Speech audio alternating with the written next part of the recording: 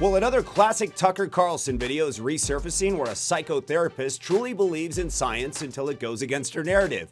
But you can always count on Tucker's outlandish replies that seem to always give these social justice warriors a dose of emotional damage. Hi, I'm Steve Inman. Welcome back to Resist the Mainstream, reporting the news that the mainstream won't. Don't forget to subscribe, like, and to hit that notification bell to stay up to date with our latest videos. Well, you know what never fails? Anytime you debate with a leftist on transgender ideology, they tell us to trust the science. Yet when we bring up the science and we bring up the facts, they like to deflect, they change the subject, or usually just get emotional. And it can definitely test your patience. Sometimes you just can't reason with hypocrites or stupidity, but take it from one of the pros when it comes to delivering facts while putting hot coals on top of heads.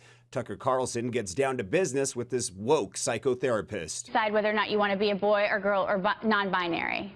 Yeah, but you can't actually decide. And I'm for choice, and there are a lot of biological realities that I'm sad about, that I would change about no, I'm sincere, that I would change about myself. And so I'm not attacking anybody, but don't you think that biological reality matters, and lying to kids and telling them, you know, actually you could be 6'7", or you could have blue eyes instead of brown, or whatever. I mean, those are lies, and it's never a good idea to lie to kids, is it? I don't think it's a lie. I think it's actually giving children more information at a younger age than we traditionally have. Right? So it's like, I'm going to give a comparison. It's like raising a child to not assume that they're heterosexual. Right? The way I've raised my children is to say, like, I don't know what they're going to be, and I'm not just going to assume that they're gay or they're straight. I just give them lots of information, expose them to lots of people. There's a difference here, because whereas, you know, we don't know a lot about the biology of homosexuality, we know a lot about the biology of sex, because we know that it begins on the chromosomal level. Like, there's a science piece to this that's being ignored by people who I thought believed in science. So that's why I'm a little bit confused. I don't think it's being ignored. I think what we're seeing, though, in the federal study and what's come out in terms of the Census Bureau is that if 1.4 million people don't identify with the gender marker that they were given at birth, we have to take note of that and say what's going on, that there's a fluidity about gender, and it's not necessarily rooted in biology. Why does that not extend to race? Tell me what you mean by that. You're going to have to explain that one to me. If I can say I'm a woman, why can't I say I'm a Chinese woman and be taken every bit as seriously? And I'm not mocking you. I'm making a sincere point, and it's a sincere question. What's the difference? You know, I think it's a great question. I mean, I think as we progress as a society, some of these labels that we're putting on things, and I can't necessarily go to the race question, although one of the things that I've loved about your program as of late is that you're really into this idea of having a more inclusive society and being less separatist in terms of race, that we should be more inclusive. And I think that that's what we're saying. We're creating a space at the table for people to be, to have optionality in terms of how they want to identify themselves. Okay. Well, as long as we're still science-based, then, you know, as a child of the Enlightenment, it's not taking science off the table. It's just saying, can we look at it from another perspective? Okay. You know, Tucker's right. Where's the fine line drawn? And where does it end? And will it ever end? And if I'm a murderer, then can I identify as a saint? That should get me off murder charges, right?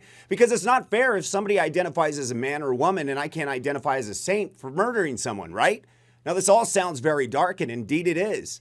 But if you don't draw the fine line in the sand now, you'll have white people identifying as Asians, Asians identifying as black. In fact, look at this quick clip of someone who actually identified as Korean, who's actually white. I'm feeling really good.